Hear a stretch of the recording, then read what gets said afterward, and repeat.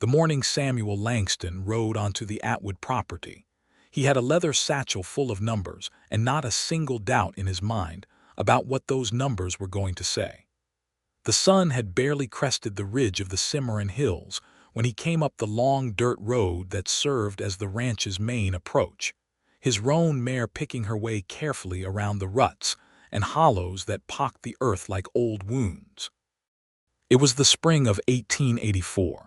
And the territory of New Mexico was still wild enough that a man could ride 3 hours from the nearest town and feel the whole weight of civilization fall away behind him like a shed coat.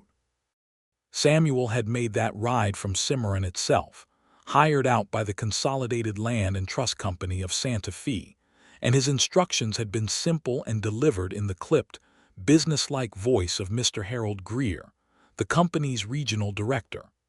Atwood's widow is behind on her mortgage by 4 months, Greer had said, sliding a folder of documents across his mahogany desk. The ranch is listed at 800 acres in the deed, but there have been disputes about the water rights and the condition of the structures. We need a fair appraisal. Go out there, assess the value, and bring me back a number. What Greer had not said, but what Samuel understood from the thin line of the man's mouth, and the way he tapped his ringed finger against the folder, was that the number ought to come back low. Low enough to justify the company calling in the loan, low enough to make the foreclosure tidy. Samuel was 29 years old, had been doing land appraisals for 4 years, and he was good at his job precisely because he did not let sentiment cloud his figures. He assessed what he saw, calculated what the land was worth to a reasonable buyer, and wrote it down. He had not, however, anticipated Lenora Atwood. She was standing on the front porch of the ranch house when he rode up, and she did not look like a woman who was losing. She looked like a woman who was deciding exactly how much she was willing to put up with.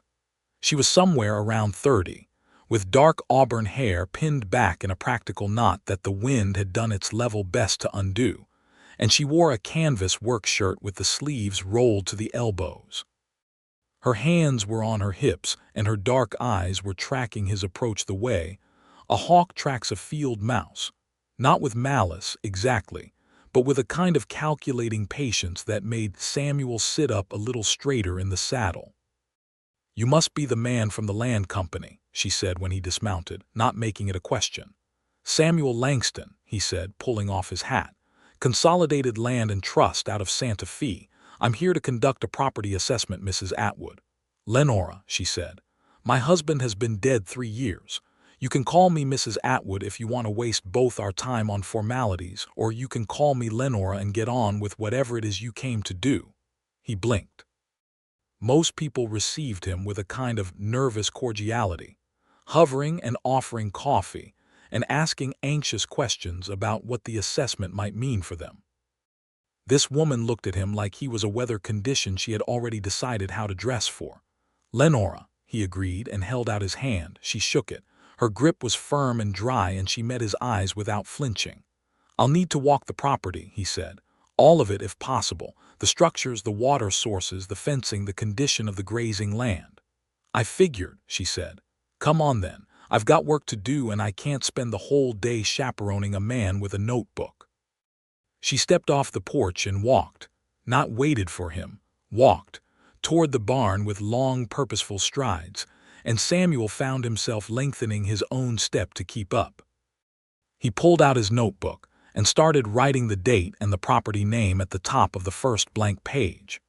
The ranch house itself was a solid adobe structure, thick-walled in the way the Spanish-influenced architecture of the territory tended to be, with vigas poking through the exterior walls and a pitched wooden roof that someone had been patching with varying degrees of skill over what appeared to be several years. The front porch sagged on the left side, where one of the support posts had settled into the soft ground, and there was a crack along the east-facing wall that had been filled with adobe mud, the repair competent but clearly recent. Samuel noted all of this, writing quickly, keeping his expression professional and neutral the way Greer had trained him. "This repair on the east wall," he said, pointing with his pencil. "How long ago?" "Last autumn," Lenora said, not slowing down. "After the rain we got in September. Ground shifted. I mixed the adobe myself." He noted that she had done it herself. He thought about what that said about her situation and decided it was not relevant to the appraisal. The barn was larger than the house, which was common on working cattle ranches, and it was in better shape than Samuel had expected. The timbers were old but solid, the roof showing only one place where a patch of cedar shingles had blown off and been replaced with cut tin, and the stalls inside were clean and well-maintained. There were 3 horses besides his roan, a good-looking quarter-horse gelding, a steady-looking sorrel mare, and a young bay that was still learning its manners, and there were 2 milk cows in a side pen, and an arrangement of tack hanging from wooden pegs in a way that spoke of long habit and careful attention. "How many head of cattle?" Samuel asked. 43 right now," Lenora said, latching the barn door behind them. "I sold 20 in February to cover the winter costs. I had 82 the year my husband died." That sentence landed flat and heavy as a stone dropped in still water, and Samuel wrote the number in his notebook without looking at her. "And the water." She took him around to the east side of the property, through a stand of cottonwoods whose roots had found the underground seep that fed the creek that ran along the property's northern boundary. The creek itself was running well for spring, clear and steady over a bed of pale stones, and Lenora showed him the windmill she had erected the previous year to supplement it. "Built it with my neighbor's help," she said. "Esteban Vega from the spread 2 miles south. He knows windmills." "I knew the land. We figured it out together." Samuel looked at the windmill. It was not a factory-built model. It was constructed from lumber and salvaged iron parts, the blades cut from sheet metal and shaped by hand, and it worked. He could hear it creaking and turning in the morning wind, pulling water up into the trough that ran to the stock tank. "This is not a standard installation," he said. "No," she agreed. "It's a better one. Standard installations break down in the wind we get here. This one flexes instead of fighting it. My husband used to say the land will teach you everything you need to know if you bother to listen." Samuel wrote down water supply, windmill and creek, non-standard construction, functional, and moved on. The next 2 hours were thorough and uncomfortable. He paced the fencing lines, noting the places where the wire had been twisted and respliced instead of replaced. He examined the root cellar, which was well stocked and well dug. He measured the acreage of the hayfield by counting his paces and doing the arithmetic in his head, double-checking against the deed description. He tested the well water. He looked at the equipment shed where 3 farm implements sat in varying states of repair. A plow with a cracked mold board, a harrow that was mostly intact, and a seed drill that was pristine, and which Lenora told him she had purchased second-hand from a farmer in Raton who had given up and gone back east. Lenora followed him through all of it, answering his questions in the same direct, economical way, volunteering nothing that he did not ask for, which he found simultaneously refreshing and somewhat unnerving. Most people in her situation talked too much, trying to persuade him, trying to shape the narrative of their property toward the favorable. She simply showed him things and let him draw his own conclusions. Around mid-morning she stopped at the house and came back out with 2 tin cups of coffee, dark and strong, and handed him one without asking if he wanted it.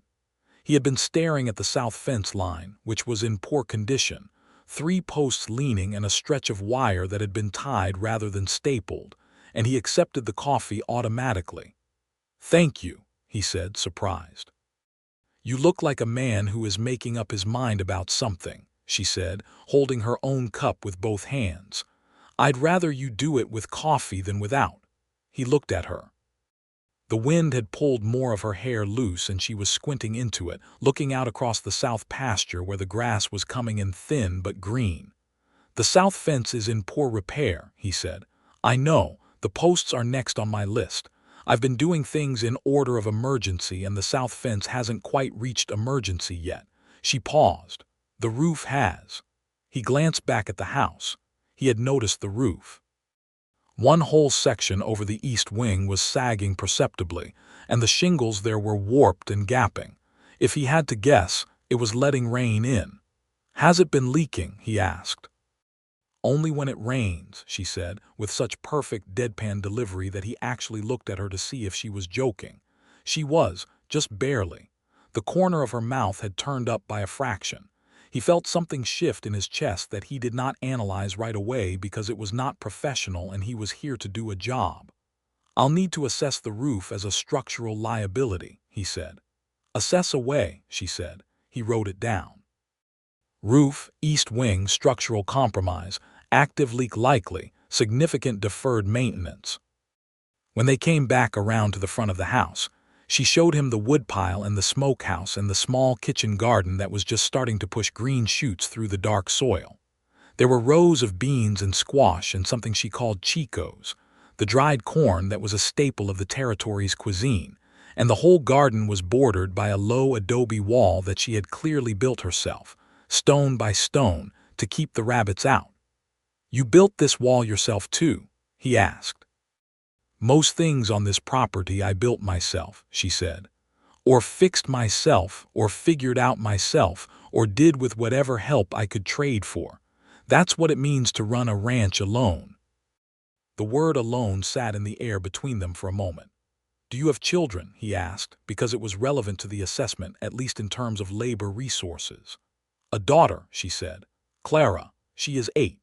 She is at school in town right now, staying with my sister through the week and coming home on Fridays. I send her because I want her to have what I did not, and I keep this ranch running so she has something to come back to." She looked at him very directly when she said that last part. Something to come back to. Samuel wrote nothing in his notebook for a long moment. By noon, he had enough information to write the report. He sat at the small table on the porch with his papers spread around him and added up his figures. He looked at comparable sales in the region. He looked at the water rights, which were actually better than he had expected, the creek being spring-fed and reliable. He looked at the improvements, the windmill, the root cellar, the kitchen garden, the structural repairs, and he weighed them against the deficiencies, the south fence, the roof, the reduced cattle herd. When he had his number, he sat with it for a while. The number was $1,200. That was what the property was worth, realistically, to a reasonable buyer in the current market. Possibly more if the roof was repaired and the fence restored. It was not a spectacular figure, but it was honest, and it was not low. It was not the number that would make Harold Greer's foreclosure tidy. He knew what Greer wanted. He had known it since the thin-lipped conversation in Santa Fe. Greer wanted something around $600 or $700, low enough to claim the property was not worth the mortgage, low enough to buy it at auction for a fraction of its real value. That was how Consolidated Land and Trust operated. That was how they had built their holdings across the territory, one distressed widow's ranch at a time, one drought-stricken homesteader at a time, one family that had run out of options at a time. Samuel had done it before. He was not proud of it, but he had done it, because he told himself that his job was to assess and not to judge, that the economics of it were not his responsibility, that someone else would have done the assessment if he had not. He sat on Lenora Atwood's porch and looked at the number $1,200 and felt, for the first time in 4 years, that he could not write a different one. He heard her moving around inside the house, the sound of iron on iron as she put the stove to work, and then the smell of something cooking drifted through the window, cornbread by the smell of it, rich and warm. He closed his notebook.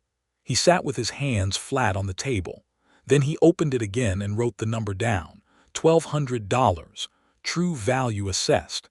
He was not entirely sure what that was going to cost him yet. Lenora came out with 2 plates of beans and cornbread, set one in front of him without ceremony, and sat down in the other chair with her own plate. "You have your number?" she asked. "I do," he said, and he looked at her. She was eating her beans with calm, practical hunger, the kind of eating that was about fuel rather than enjoyment, and she had not softened or become nervous or done anything to try to influence his answer. She just asked the question directly, the way she did everything. The property comes to $1,200, he said, possibly higher with the roof repaired. She set her spoon down. Something moved across her face, careful and controlled, but he saw it. Relief, maybe. Or the beginning of relief, held back because she did not yet trust what she was hearing. "Is that what you are going to report to the company?" she asked. "It is what the property is worth," he said. "That is what I report." She looked at him for a long moment. "The man who came out here 6 months ago from the county assessor's office, he told a different story to the bank." "He may have had different instructions," Samuel said carefully. "He may have been paid to give a low number," she said, with the same directness she applied to everything. "I am not naive, Mr. Langston." "Samuel," he said, because he had told her to call him that earlier and it felt odd for her to revert. "I am not naive, Samuel," she said. "I know what the land company wants. I know what these assessments usually mean. I know that the man before you told a number that was designed to help the company take this ranch. He did not deny it. He owed her that much. And yet you still let me walk the property," he said. "I let you walk the property because I have nothing to hide and everything to gain from the truth," she said. "If the truth is that this place is worth $1,200, then the company cannot in good conscience foreclose on a loan that only amounts to $300 in arrears on a $1,200 asset. The math does not work in their favor." "No," he said, "it does not." She picked up her spoon again. "Then you had better make sure your report says exactly what it says and not a word less." "It will," he said. They ate in silence for a moment, and the wind moved through the cottonwoods, and somewhere out in the pasture one of the cows lowed low and long, and the sky over the Cimarron hills was the kind of blue that only existed at altitude, deep and absolute. "I owe you an apology," Samuel said, before he had consciously decided to say it. She looked at him, waiting. "The first 3 assessments I conducted in this territory," he said. "I wrote figures that the company wanted to hear rather than figures the land warranted. I did not come out here intending to do the same thing, but I came out here knowing what was expected of me, and that makes me part of the machinery that has taken land from people who deserve to keep it." She considered this for what felt like a long time. "I appreciate the honesty," she said finally, "but keep your apology. What I need from you is a true number in writing, filed with the land company and a copy sent to my attorney in Cimarron. Can you do that?" "Yes," he said. "Then that's worth a great deal more than sorry," she said. He nodded. He finished his beans. And then, because something in him was already tilting toward her and away from the neat, uninvolved professionalism he had been cultivating for 4 years, he said something he had not planned to say. "Also," he said, "if you will allow it, I would like to look at that roof." She raised an eyebrow. "I am an adequate hand with a hammer," he said. "And a roof that is actively compromising your structure is going to bring your value down regardless of what I write in my report. If we can get the shingles addressed before I file, it strengthens the assessment." She studied him the way she had studied the horizon all morning, with that measuring patience. "You are not a roofer," she said. "No," he admitted, "but I grew up on a farm in Kansas and I have patched more roofs than I have appraised, and it is only early afternoon." A beat of silence. "There is a stack of cedar shingles in the equipment shed," she said. "My husband bought them the autumn before he died, never got to use them." "Then they have been waiting long enough," Samuel said. He did not entirely understand why he had offered. He understood it a little, the way you understand a decision while you are still in the middle of making it. He understood that Harold Greer was going to be unhappy with his report. He understood that his employment with Consolidated Land and Trust might not survive the filing of a fair and honest number. He understood that he was going to be riding back to Cimarron with something he had not ridden out with, a weight in his chest that felt uncomfortably like conscience. But fixing the roof was concrete and immediate, and he was good with his hands, and the afternoon sun was warm and clear, and Lenora Atwood was looking at him with an expression that was not quite trust yet, but was something in the neighborhood of it, something he found he wanted to earn. "All right," she said. "There is a ladder behind the barn." They spent the rest of that afternoon on the roof. Samuel worked the shingles loose where they had warped and split and laid the new ones while Lenora handed them up from below, and she climbed up herself within the first half hour because she was faster at stripping the damaged sections than he was, and it made no sense for her to be standing on the ground doing less work when there was more work to be done above. She was not afraid of heights. She was not afraid of anything that he could see, except perhaps the slow erosion of what she had built, and that fear she kept so tightly controlled that it only showed in the precision of everything she did. He learned things about her that afternoon the way you learn things about a person when you work alongside them for hours, not through conversation but through action. He learned that she planned several steps ahead of her current task, always positioning herself and her materials so that the next movement was efficient. He learned that she was meticulous about waste, cutting the shingles carefully so that offcuts could be used rather than discarded. He learned that she hummed when she was concentrating, low and unconscious, fragments of what he thought might be a hymn, not a sad one but a determined one, the kind you sing when you mean to keep going. He learned that when she caught him looking at her, she did not look away first. That last thing he filed under inadvisable and moved on. "Tell me about Kansas," she said, somewhere around the third hour when they had gotten into a rhythm and the east section of the roof was looking considerably better. "Not much to tell," he said. "My father farmed wheat. We had a small place outside Dodge City before the cattle drives made it loud. I helped on the farm until I was 17, then went to work for a surveying company in Topeka, and ended up appraising ranches for a land company," she said. "Apparently so. Do you like it?" He fitted a shingle and drove the nail with 3 clean strokes before he answered. "I liked it better before I understood what it was being used for," he said. "And what will you do now that you understand?" He looked out across the ranch from the height of the roof. The afternoon light was going gold and long, the way it did in high country when the sun was declining, and the whole property spread out below and around him, the hayfield and the pastures and the cottonwoods along the creek and the small dark shapes of cattle in the distance, and it looked like what it was, which was a working place, a living place, something that someone had built with years of effort and grief and stubbornness. "I will file an honest report," he said. "And then I suppose I will find out what happens after that." She was looking at him from across the ridge of the roof, a shingle in each hand, and the wind lifted a piece of her hair across her cheek. "That is a braver answer than most people would give," she said. He did not know what to say to that, so he drove another nail. They finished the damaged section by the time the sun was 3 fingers above the western ridge and came down off the roof to stand in the cooling air and look at the result, which was solid and satisfying in the way that honest physical work usually is. "That will hold," Samuel said. "Better than held," Lenora said. "That will last."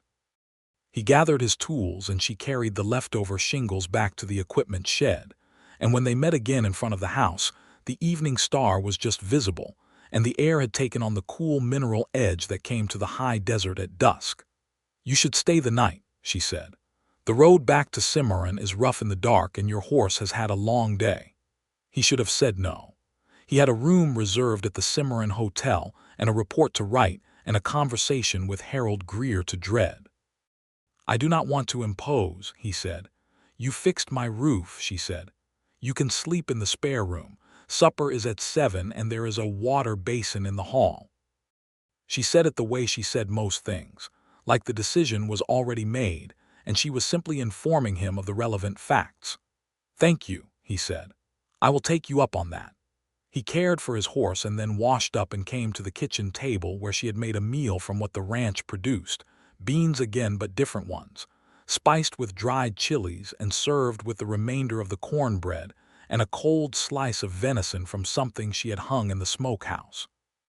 There was coffee and a small pitcher of cream, and she set everything down with the same economy of motion she applied to everything else.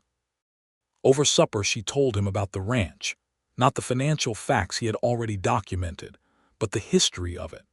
Her husband Thomas had bought the land 8 years ago with money he had saved working cattle drives up from Texas.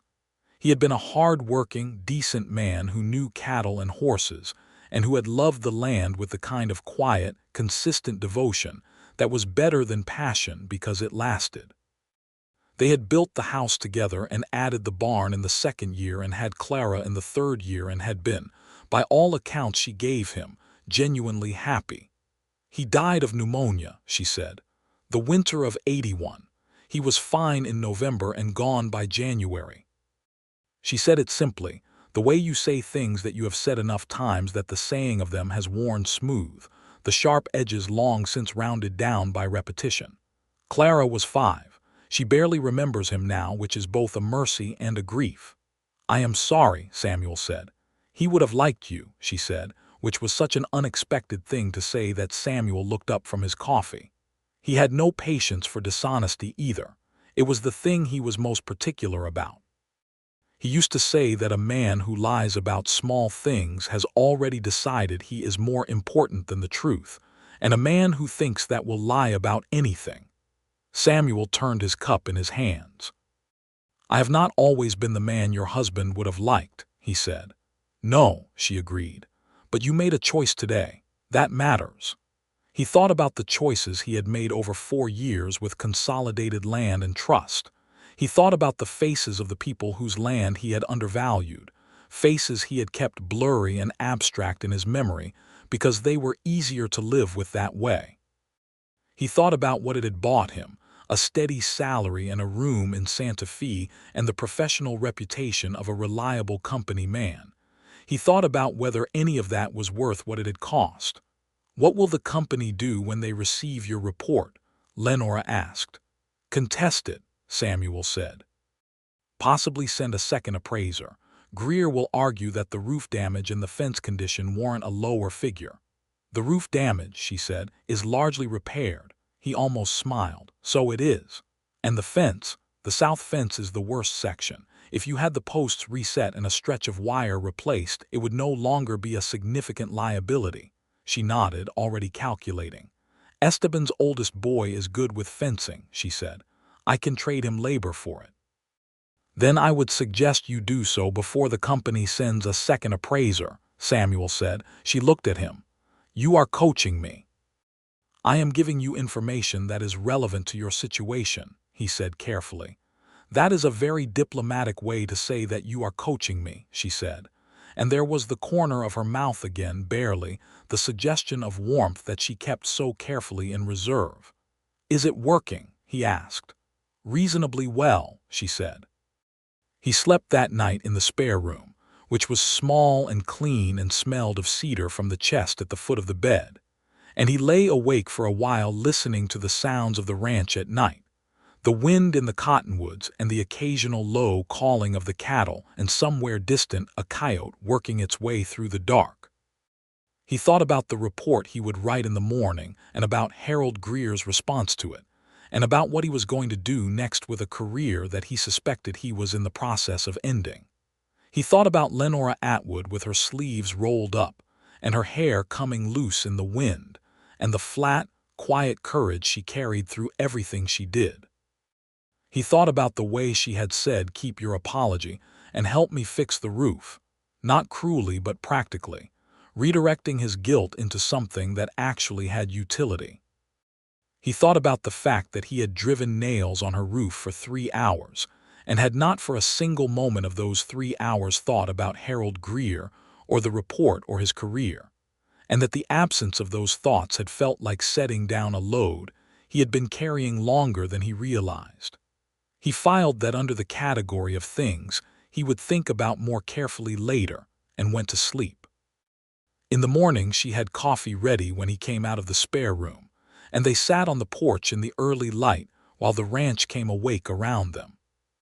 The quarter-horse gelding put his head over the fence and looked hopefully toward the house, and Lenora got up without comment and tossed him an apple from the barrel by the door.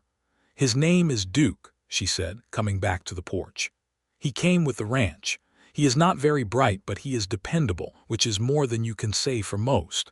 Samuel thought she might be talking about more than the horse. "I am going to ride back this morning," he said. "I need to write the report and get it filed before Greer can make any interventions." She nodded. "I know. After I file," he said, and stopped, because what came after that he was not sure how to say. "After you file, you will likely be looking for new employment," she said, because she had been thinking ahead the same way she planned her shingle cutting, practical and unsentimental. "Likely," he admitted. "There is a man in Cimarron, Harvey Booth, who runs an independent property survey office," she said. "He is honest and he does good work. He is also short-handed because his last surveyor left for Colorado. You might look him up." He looked at her. She was looking out at the pasture, where the morning mist was still sitting in the low places like pooled silver. "That is very specific advice," he said. "I know Harvey Booth," she said. "He is a good man to work for. He also does work for the county land registry, which means the pay is steady and the clients are varied." She paused. "And Cimarron is not far from here." That last sentence was said with exactly the same tone as everything else, flat and practical and direct, and yet it was not flat or practical at all, and they both knew it. "No," Samuel said, "it is not far at all." He rode out after breakfast, and she stood on the porch and watched him go. And he did not look back because if he had, he would have found some reason to stay, and he needed to do what he had to do first. The ride to Cimarron was 2.5 hours, and he spent it composing the report in his head, paragraph by paragraph, precise and thorough, and honest in every particular. He thought about the windmill and the water rights and the spring-fed creek, and the solid construction of the barn, and the quality of the root cellar, and the patched east wall, and critically, the newly repaired east section of roof. And he thought about what all of those things honestly added up to in a realistic assessment of fair market value. He thought about Thomas Atwood's shingles sitting in the equipment shed for 3 years waiting to be used, and about Lenora fitting them in place with the same careful precision with which she did everything, and about how a woman who ran a ranch alone for 3 years after her husband died of pneumonia, with a 5-year-old daughter and 43 head of cattle, and a homemade windmill, deserved at minimum the protection of an honest number. He wrote the report in his room at the Cimarron Hotel, sitting at the small desk with the afternoon light coming through the window, and it took him an hour and a half to get every word right. When it was done, he read it through twice, changed 2 phrases that he felt were imprecise, and then made 2 copies in careful longhand. He addressed one to Consolidated Land and Trust Company in Santa Fe, attention Harold Greer. He addressed the second to the offices of Attorney at Law Daniel Reyes, Cimarron, New Mexico Territory, care of Mrs. Lenora Atwood. He walked both envelopes to the post office before he could reconsider anything, paid the postage, and watched the postal clerk stamp them. Then he stood outside the post office in the afternoon sun and took a breath of the high country air and thought, well, that is that. He found Harvey Booth's survey office on the main street of Cimarron, between the hardware store and a land registry sub-office, identified by a hand-painted sign that read Booth Land Survey and Assessment, Honest Figures. That last part, honest figures, was the kind of thing that a man put on his sign when he meant it, because in his line of work it was specific enough to be a real differentiator. Harvey Booth turned out to be a compact, weathered man of about 55 with the kind of permanent squint that came from years of looking at landscapes and drawing their borders on paper, and he listened to Samuel's situation without interrupting, which Samuel appreciated. "Consolidated Land and Trust," Booth said when Samuel had finished. "I know their methods. I have cleaned up after 2 of their assessors already. Fair figures." "Fair figures," Samuel confirmed. "Good references before Consolidated. 3 years with the Topeka Survey Bureau before I came west." Booth looked at him for a moment with that permanent squint. "I pay $30 a month plus commission on filed assessments," he said. "You bring your own horse. I can give you work starting next week." "I will take it," Samuel said. He sent a letter to Santa Fe explaining his resignation from Consolidated Land and Trust, which was brief and professional and gave no details that were not necessary. And then he wrote to Lenora to tell her that the report was filed and both copies sent, and that he had secured a position with Harvey Booth. The letter he received back from her took 10 days, which was the ordinary pace of post in that part of the territory, and it was written in a clear, angular hand on paper that smelled faintly of the cedar chest in the spare room. She thanked him for the report, which had been received by her attorney and was already being used to challenge the company's foreclosure proceeding. She told him that Esteban's boy had reset the south fence posts and replaced the compromised wire in exchange for 2 days of Lenora's labor at the Vega place during their branding. She told him that it had rained the previous week and the roof had held without leaking. At the end of the letter, in the same practical tone she used for everything else, she said that she was bringing Clara home from town on Friday, and that if he had occasion to be in the area the following Saturday, there was a supper he was welcome to. He had occasion to be in the area the following Saturday. He rode out with a jar of honey he had bought at the Cimarron dry goods store, which he told himself was a completely ordinary and non-significant thing to bring when you were going to a person's house for supper, not a gift that meant anything, just something practical and useful that he happened to have in his saddlebag. Clara Atwood was 8 years old and had her mother's dark eyes and her mother's way of looking at things with a measuring patience that was uncanny in a child. She had been introduced to him with the information that he was the man who had fixed the roof, which she received with evident approval, because the leaking had apparently been a matter of some ongoing distress. Mama said it was like sleeping under a sieve when it rained, Clara reported. Clara, Lenora said with a warning note that was not particularly alarmed. It is true, Clara said with the unassailable confidence of 8-year-old logic. It was true, Samuel agreed, but it should not be true anymore. Clara considered him. Do you know about horses? Some, he said. Duke likes apples, she said. If you want him to like you, you should bring apples. He filed this information for future reference. Supper that evening was livelier than his first meal at the ranch had been, because Clara was 8 and had opinions about everything and was not shy about sharing them, and because Lenora was different with her daughter there, not softer exactly, but warmer, less careful, and the warmth that she usually kept in such close reserve showed itself more easily in the presence of the child. She laughed twice over supper at things Clara said, real laughs, unguarded and brief, and both times Samuel found himself looking at her and thinking something that he was running out of ways to avoid. He helped with the dishes after supper, which Lenora accepted without protest, and which Clara found unremarkably appropriate, because apparently men helping with dishes was normal in this household, and she saw no reason it should be any different for a guest. Clara went to bed at 8 o'clock, and Lenora and Samuel sat on the porch with coffee in the long spring twilight, and the silence between them was comfortable in the way that silences only are between people who are getting to know each other well enough not to need constant talking. The attorney is confident, she said eventually, about the foreclosure. Good, Samuel said. He says the report is thorough and the company's counterargument is weak. It was a fair assessment, Samuel said. They cannot improve on accurate. She turned her cup in her hands the way he had noticed she did when she was thinking something through. When I first saw you riding up that morning, she said, I thought, here is another man coming to take something from me. I was ready to be angry. You were not angry, he said. I was being strategic, she said. There is a difference between not being angry and not feeling it. He looked at her. The last of the light was going and the first stars were showing, and she was looking out at the property with that habitual attention she gave it, reading the land the way a sailor reads the sea. I am glad you were strategic instead, he said. I might not have handled angry very well. You might have, she said.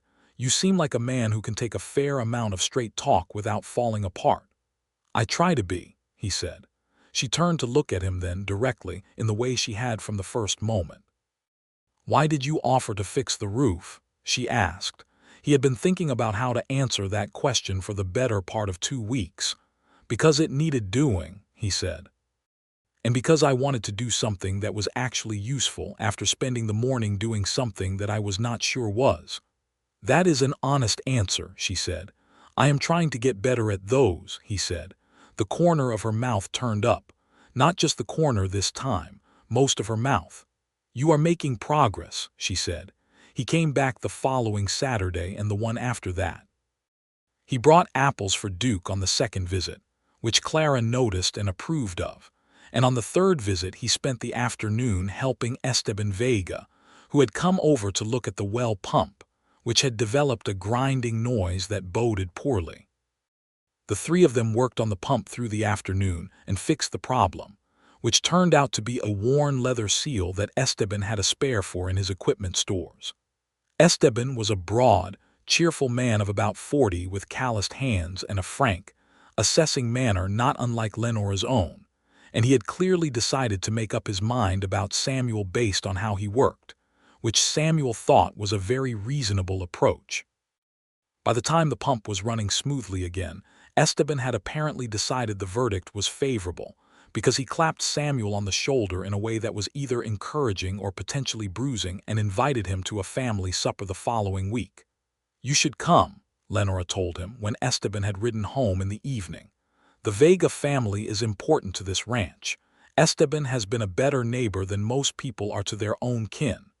I know, Samuel said. He is a good man. He works his land and he works it fair, she said. The territory has tried hard enough to make that difficult for families like his. She said it simply and without bitterness, which made it land harder than bitterness would have. The injustices of the territory toward Mexican families and their land grants were well documented and systematically enforced, and Esteban Vega had held his land only through a combination of extraordinary persistence and the kind of legal documentation that most people in his situation were denied access to. Samuel had seen enough in his surveying work to understand exactly what the landscape of land ownership in the territory meant for families who had been on that land for generations before the American government decided to administer it. He has managed to keep what is his, Samuel said. Barely, Lenora said, and not without cost. She paused. It is something he and I have in common, I suppose, holding on. He looked at her. She was watching the evening the way she always watched the evening, and he thought about holding on and what it took and what it cost and what made it worth doing. Lenora, he said. She turned. He had been working up to something for 3 Saturdays, and he decided that there was no particular improvement to be made by another week's delay. I would like to court you, he said, if that is something you are open to. She was quiet for a moment, a long moment. He did not try to fill it. I have not been courted since before I was married, she said finally.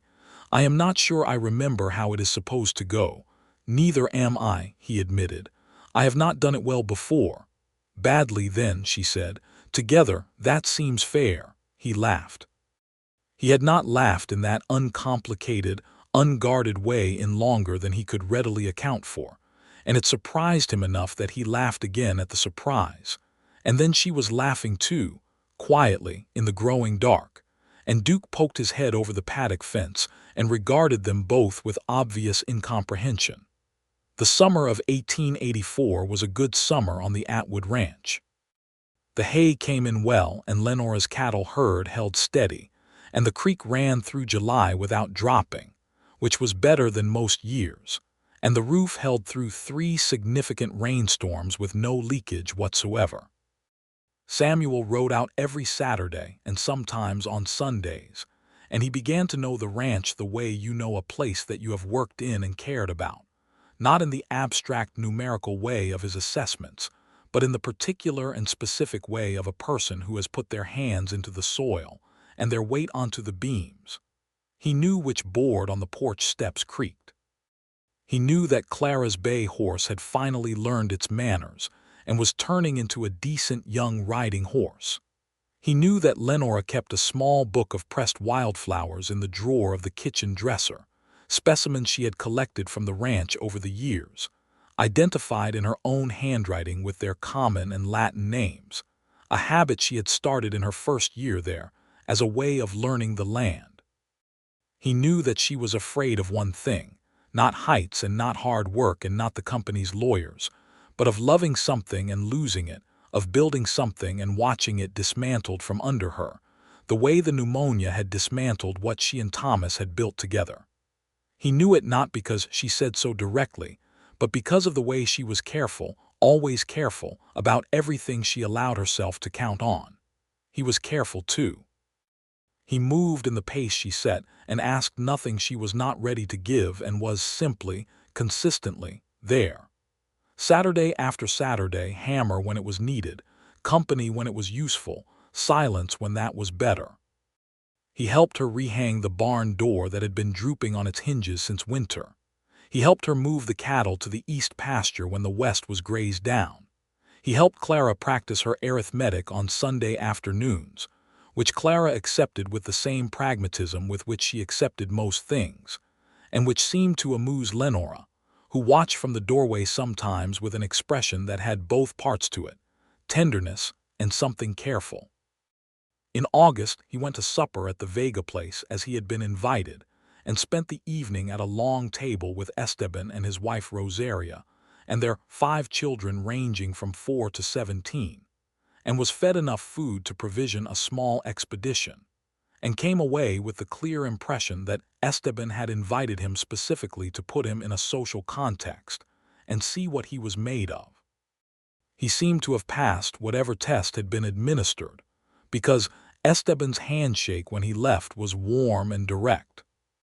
"That one is worth holding on to," Esteban told Lenora, which she reported to Samuel later with her usual flat directness, and which Samuel received with a warmth he did not try to conceal. In September, the Consolidated Land and Trust Company withdrew their foreclosure proceeding.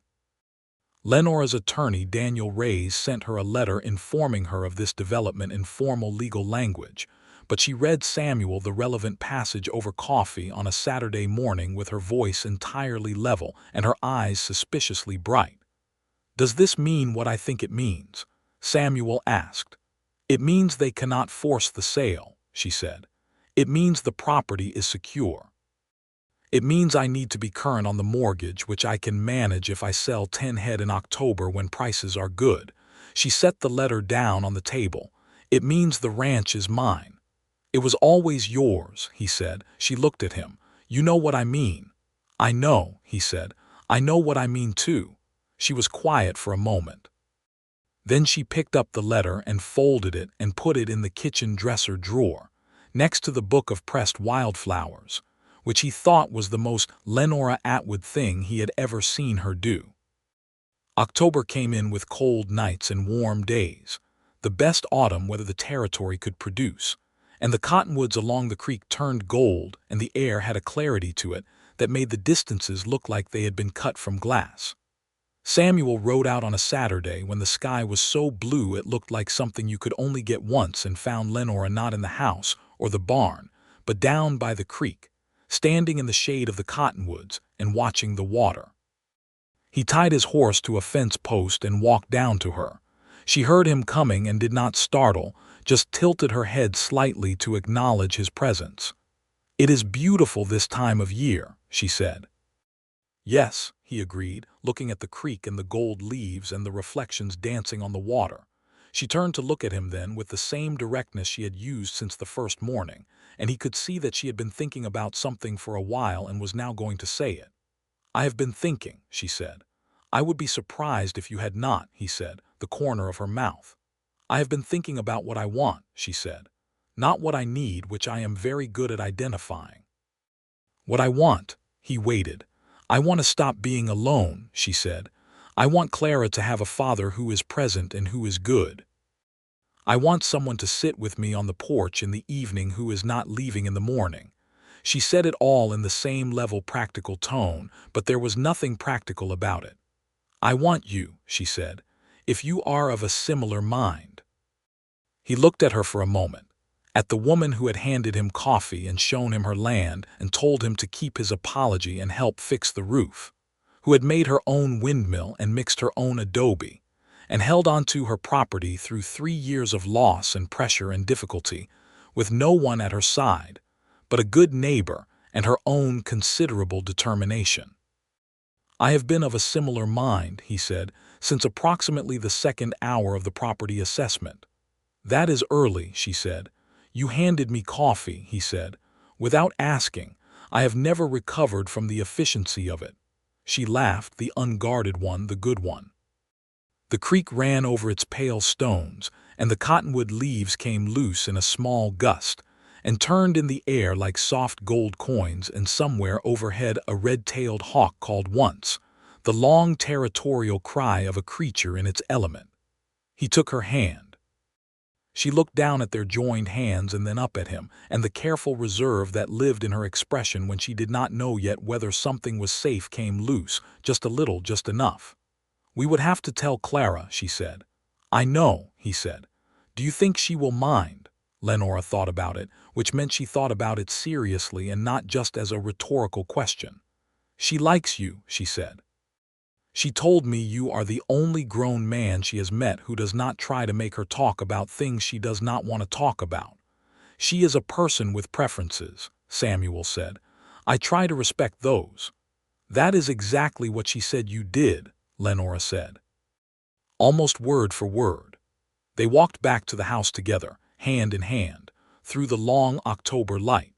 He proposed to her in November, on a Sunday afternoon when Clara was home from town, and the three of them had spent the morning checking the cattle and the afternoon mending a section of the north fence that had been weakened by a small flooding event in the creek. It was not a romantic setting by any conventional measure. They were standing in a muddy field with mud on their boots and cold on their faces and a length of barbed wire that had just been successfully restrung between them. "I want to marry you," he said. "I would like to ask Clara as well, because she lives here and her opinion matters, but I am asking you first because that is the correct order." Lenora looked at him. She had mud on her left cheek from where she had pushed her hair back with a muddy glove, and she was holding a fence post driver, and she looked, he thought, like the most entirely herself version of a person he had ever seen. "Yes," she said. "Ask Clara." Clara was consulted formally over supper that evening, which Clara took very seriously in the way she took most things, with a precise attentiveness that reminded him of her mother at every turn. "You would live here?" Clara asked. "Yes," Samuel said. "And help with the ranch?" "I intend to. Do you know about cattle?" "I am learning," he said. "You could teach me some of it. I hear you know the cattle." This was true. Clara had grown up with the herd and could tell every animal apart and knew their habits and temperaments the way only a child who has spent their early years in close proximity to livestock can. She received his acknowledgment of this with the calm dignity it deserved. "All right," Clara said. "You can marry Mama." "Thank you," Samuel said with complete sincerity. "You should bring apples more often," Clara added, "for Duke." "I will bring them every time," he promised. They were married in Cimarron in December of 1884, in the small adobe church on the east side of town, in a ceremony that was attended by Harvey Booth and his wife, by Esteban and Rosaria Vega, and several of their children, by Lenora's sister Margaret, who came in from Taos with her husband and 3 children, and by Daniel Reyes, the attorney, who had developed a somewhat proprietary pride in the outcome of the foreclosure case, and who shook Samuel's hand with considerable satisfaction. Clara was the only person present who could fully claim credit for the whole situation from beginning to end, which she did not do explicitly, but which her expression at various points in the ceremony clearly indicated she felt was understood. Lenora wore a dark green wool dress that she had made herself over the preceding weeks, practical and well-constructed, and exactly the right color for her.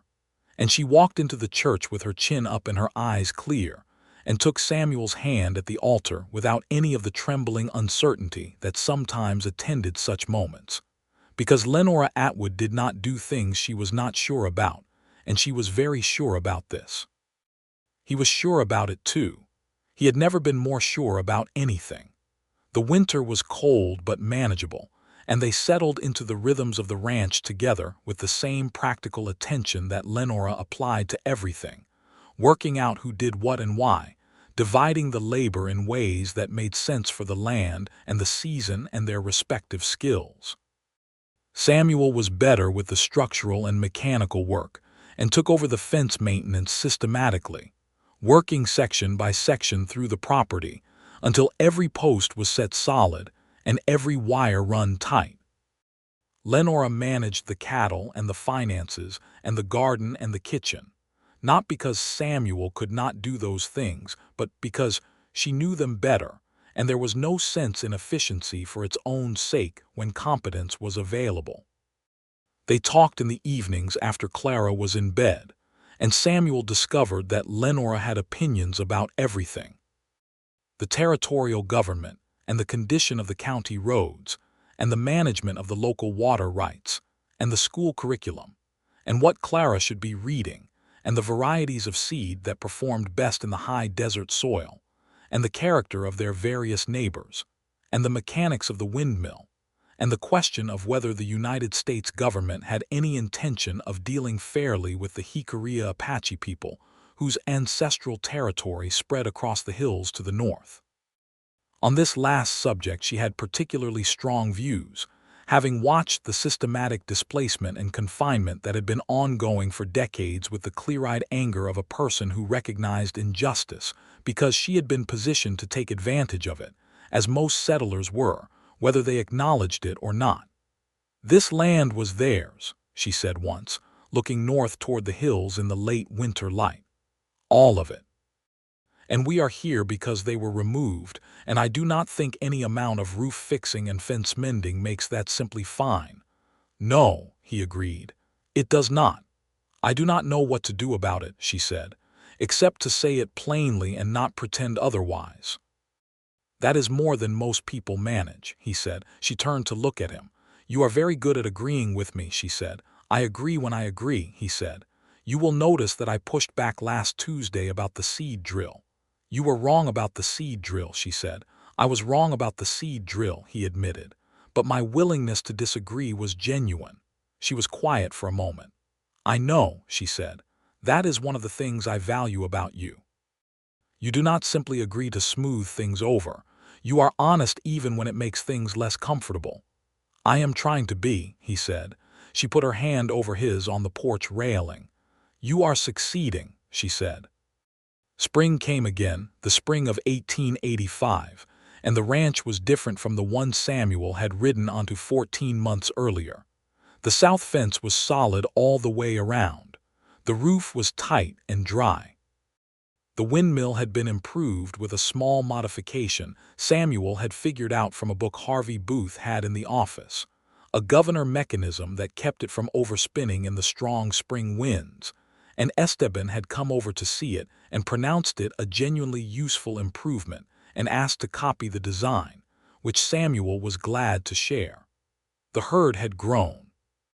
Lenora had sold 10 head in October as planned and used the money to clear the mortgage arrears, and had then purchased a good breeding bull from a rancher in Rayado, and the result of this investment was already visible in the spring calves coming in, strong and numerous, the herd building toward what it had been when Thomas was alive and maybe, in time, beyond.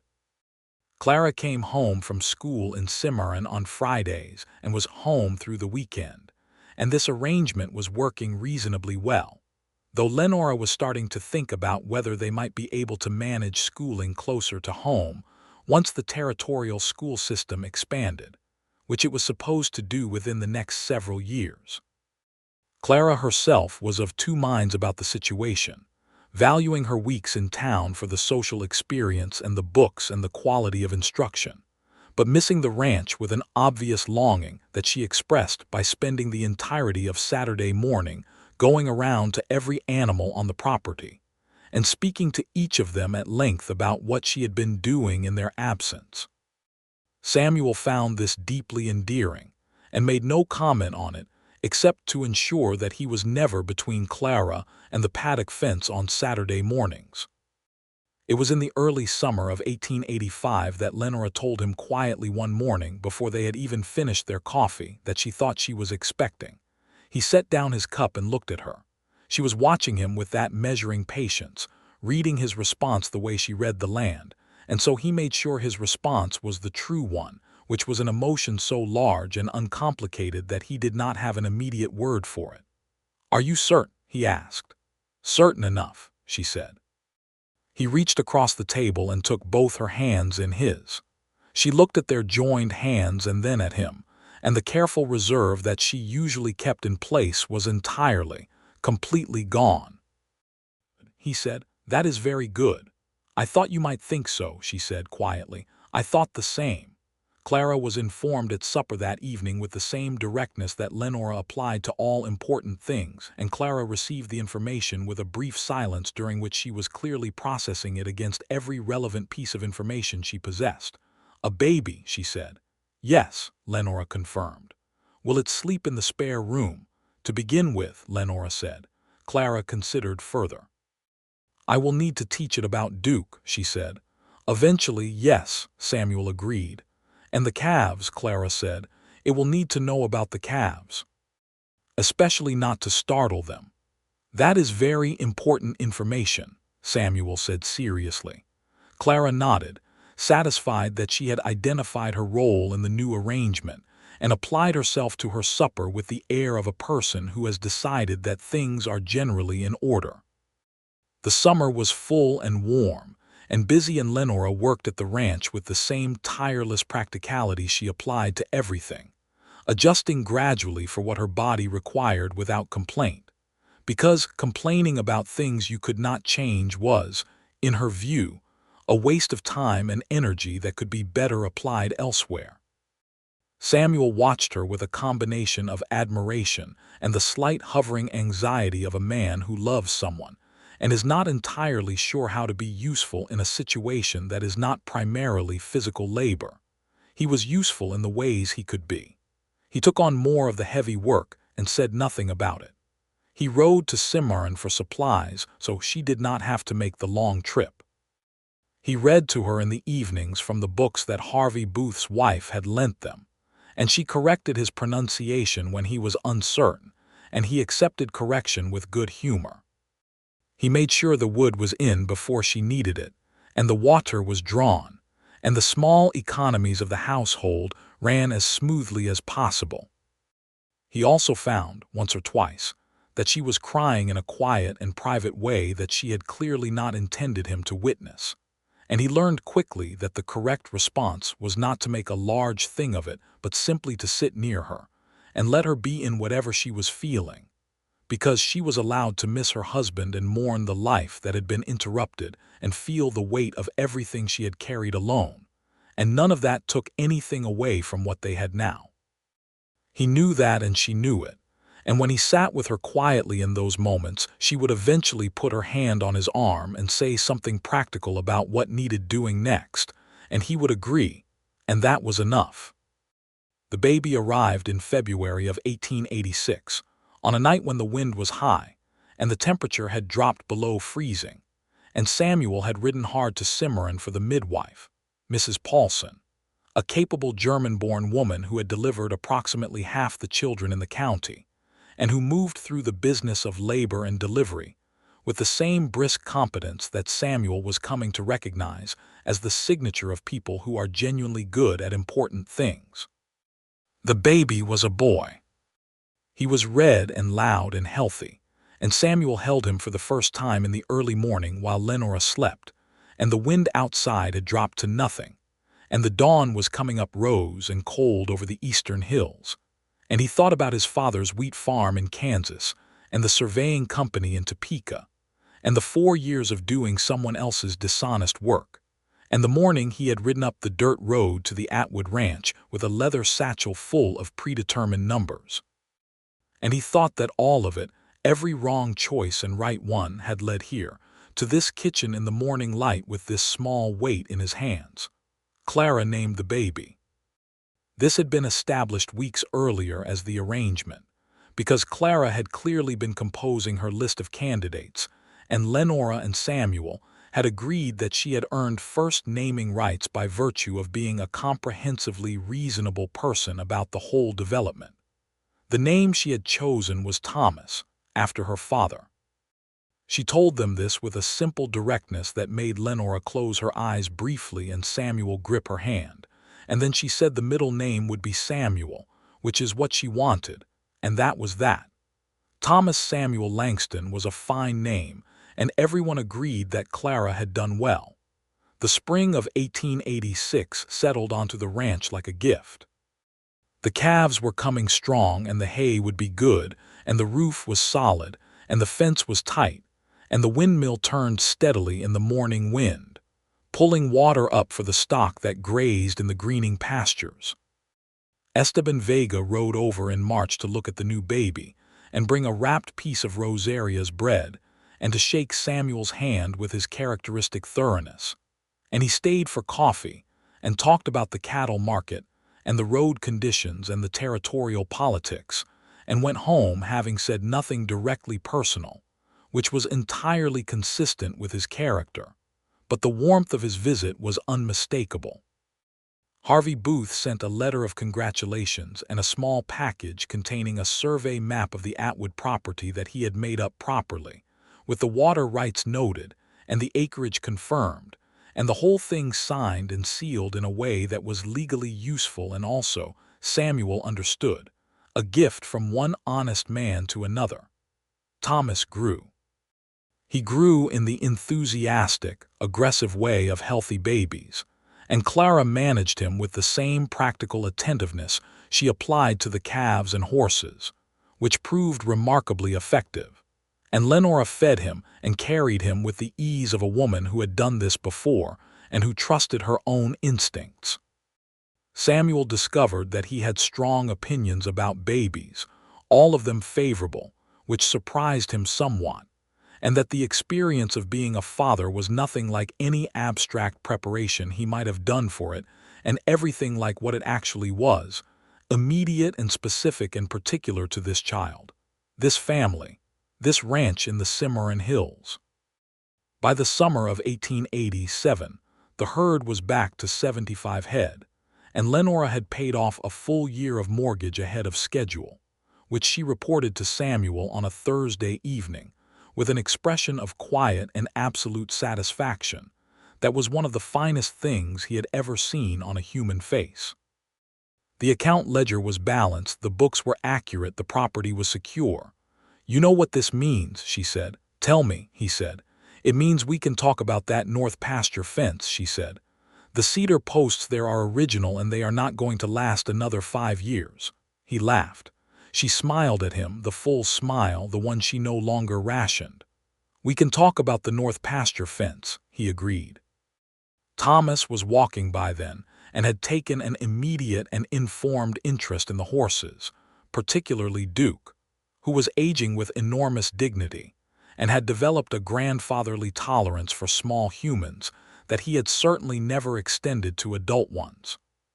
Clara had appointed herself Thomas's primary educator on matters of ranch life, a role she took seriously and executed well, and Thomas followed her around the property on his short legs with the complete confidence of a child who believes his older sister knows everything important. In the autumn of that year, Samuel sat down with Lenora at the kitchen table after supper with the ranch ledger and the survey map, and they planned. They plan the way that two people who are committed to the same place and the same work plan, with specificity and realism and genuine forward thinking. They talked about expanding the herd to 100 head within the next 2 years, which was feasible given the current market and the grazing capacity of the pastures. They talked about improving the hay production with better seed, which Samuel had been researching through Harvey Booth's professional contacts. They talked about adding a small addition to the house, because Thomas was in the spare room and Clara was 12 now, and deserved her own space rather than sharing, and the adobe construction was something Samuel had learned to do adequately over 3 years of watching Lenora and helping her repair what needed repairing. They talked about the future the way people talk about the future when they trust it, not with anxiety but with intention. "There is something I want to ask you," Samuel said, when they had closed the ledger and the evening was settling in around the house. She looked at him. "Would you teach me Spanish?" he said. "Esteban and Rosaria speak English for my benefit, and I appreciate it, but it is not right. I am the newcomer here, and I should do the work of meeting them where they are." She looked at him for a long moment. "Thomas would have liked that," she said, meaning her first husband, and there was no shadow in it, just the simple truth of a woman who honored what she had loved before. "Then I will learn," Samuel said. "I will teach you," she said. "I learned from Thomas. It is only right." He learned Spanish badly and then less badly, and then, by the following spring, well enough that when Rosaria Vega said something appreciative about the baby to him in rapid colloquial Spanish, he understood most of it and responded in the same language, and she grabbed his face in both hands and said something enthusiastic that he only understood about half of but which clearly conveyed approval. Clara, who had been learning Spanish at school and from the Vega children, declared that his accent was tolerable and that he was pronouncing the double L correctly now, which she had told him was the main thing. The years settled into the ranch like the seasons, one following the other with the steady inevitability of something that has found its right rhythm. Thomas grew from toddler to boy to someone who could actually help with the cattle, moving them between pastures with a patience and confidence that Lenora said he had gotten from his father's side, because she had never been patient with cattle, only with people.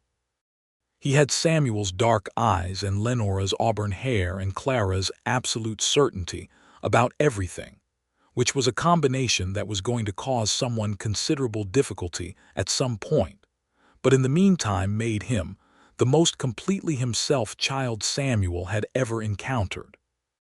Clara went to school in Cimarron, and then, in 1892, to the normal school in Las Vegas, New Mexico, where she studied to become a teacher, which was what she had wanted to be since approximately the age of 10, and which she pursued with the focused, efficient determination of a person who has always known her direction.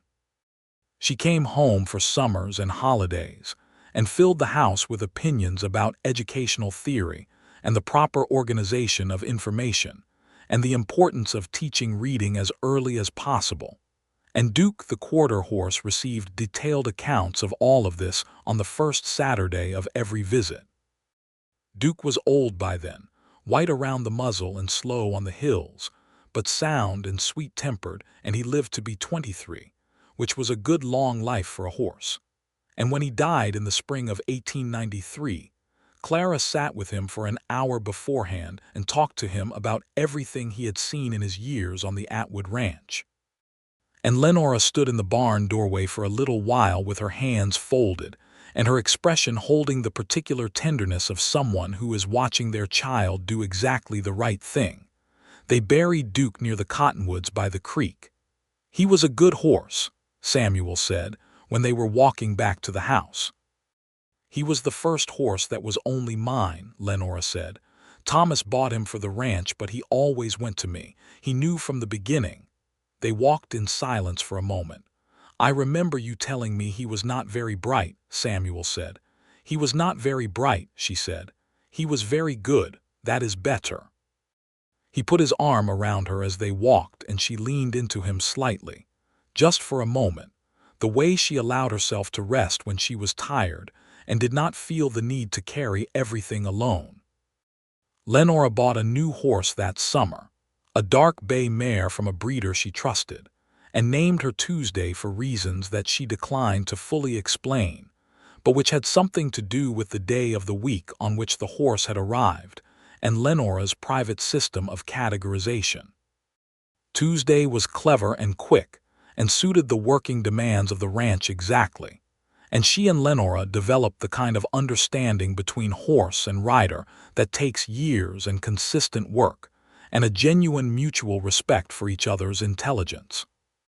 In the spring of 1894, a man rode up the long dirt road to the Atwood ranch that Samuel and Lenora now ran together under the name Langston Atwood, a name they had settled on with no particular drama, because the ranch had been Atwood's before it was Langston's, and that was simply the truth of it, and they saw no need to erase it. The man was from the county land registry office, young and a little nervous, and he had come with documents requiring signatures confirming the property's water rights in connection with a new territorial survey that was being conducted. He introduced himself and got a little flustered by the way Lenora looked at him, with that measuring patience that had not changed at all in 10 years, and he fumbled with his documents. Samuel watched her handle it, the quiet efficiency of it, the directness and the complete absence of unnecessary fuss, and he thought about another young man who had ridden up that road with a different kind of document in his bag, and about how different everything was now from what it had been that morning, and how all of it had begun with a roof that needed fixing, and a woman who knew exactly what she wanted instead of someone's apology. He went inside and got 2 cups of coffee and brought them out to the porch and set one in front of the young man from the registry office without asking. Lenora looked at him, her mouth curved. He sat down in his chair. The young man got his documents signed and rode back down the road, considerably less nervous than he had arrived, and Samuel and Lenora sat in the morning sun on their porch with their coffee, and the sound of Thomas somewhere behind the barn talking to the calves and Tuesday in the paddock pulling hay from the rack with her typical brisk efficiency. "What are you thinking about?" Lenora asked. "The first day," he said. "The day I rode up for the assessment." She was quiet for a moment, looking out at the property with the familiar attention she had always given it. "You were so determined to be professional," she said. "I was terrified of you," he said. She looked at him. "No, you were not." "A little," he said. "You handed me coffee without asking whether I wanted it, which should have been perfectly ordinary and somehow was not." "You looked like you needed it," she said. "I did," he said. "I also needed someone to tell me to stop being a useful instrument for a company that was doing wrong and start being something better." She looked at him steadily. "I told you to keep your apology and help me fix the roof," she said. "That is not exactly a moral reformation speech." "It was more effective than one," he said.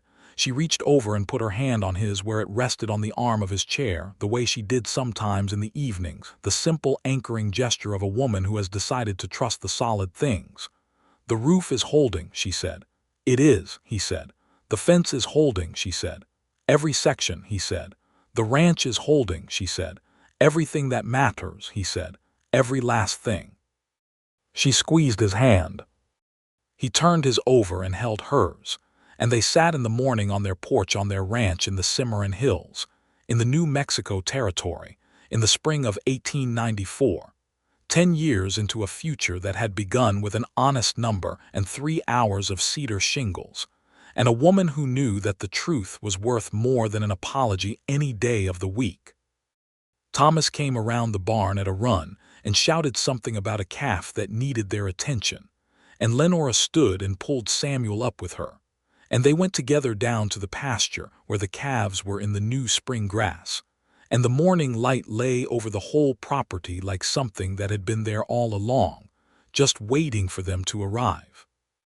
Clara came home that June from her teaching position, which she had taken at a school in Raton, beaming with the professional satisfaction of a person who has found exactly the right work in exactly the right place. She brought books for Thomas and a jar of hard candy, and a long letter she had written to her mother on the train that she handed over without ceremony, and then busied herself with seeing to Tuesday while Lenora read it at the kitchen table. Samuel did not read the letter because it was not his to read, but he saw Lenora's face while she was reading it, and that was enough. He made coffee and set a cup by her elbow, and she glanced up at him with the expression that he had come to know as her most unguarded one, open and warm and absolutely sure, the one she kept in reserve for the moments when she did not need to be careful, which were more and more frequent now, the careful reserve having given way over years to the simple assurance of a person who trusts where they are. Clara had written, among other things, that her mother was the person she most wanted to be like when she was grown, and that she thought she finally understood something she had been trying to articulate for years, which was that the bravest thing she had ever seen was not any dramatic or obvious courage, but the daily, relentless, unfussy courage of a woman who kept her ranch and raised her children, and told the truth and let herself be loved, all at the same time, year after year, without making a great noise about any of it. That was what Clara had written to her mother. Lenora folded the letter carefully and put it in the kitchen dresser drawer, next to the book of pressed wildflowers and the attorney's letter from 1884, in the collection of things that were too important to file anywhere else. She picked up her coffee and sat for a moment at the table in the kitchen, where she had fed 3 years of solitude, and then 10 years of family, and she looked out the window at the pasture and the sky and the windmill turning steadily in the afternoon wind. Samuel came and sat across from her, easy and familiar as the furniture, as the sound of the creek. "Good letter?" he asked. "The best I have ever received," she said. She looked at him. "Clara says she wants to be like me." "That," Samuel said, "is the most sensible thing that young woman has ever said, and she says a great many sensible things." Lenora looked at him for a long moment with her dark eyes and her steady, clear attention, the same look she had given him the first morning when he came riding up the road with his leather satchel full of numbers, except that it was entirely different now because everything in it was certain. "You came to appraise this ranch," she said. "I did," he said. "And then you left apologizing," she said. "I tried to," he said. "And I told you to keep your apology," she said, "and help me fix the roof." "The best advice I have ever been given," he said. She smiled, the full one. "The roof is still holding," she said. "So is everything else," he said. Outside, the afternoon wind moved through the cottonwoods by the creek and the windmill turned, and Thomas was somewhere calling the calves, and Clara was singing to Tuesday in the paddock, something low and half-remembered, and the whole of it, the land and the work and the years and the people, and the particular, specific, irreplaceable life that they had built together from an honest number and a stack of cedar shingles, and two people who had both, in their different ways, needed to do something true. Lay quiet and complete and thoroughly, enduringly whole in the Cimarron hills of New Mexico territory in the long golden afternoon of 1894.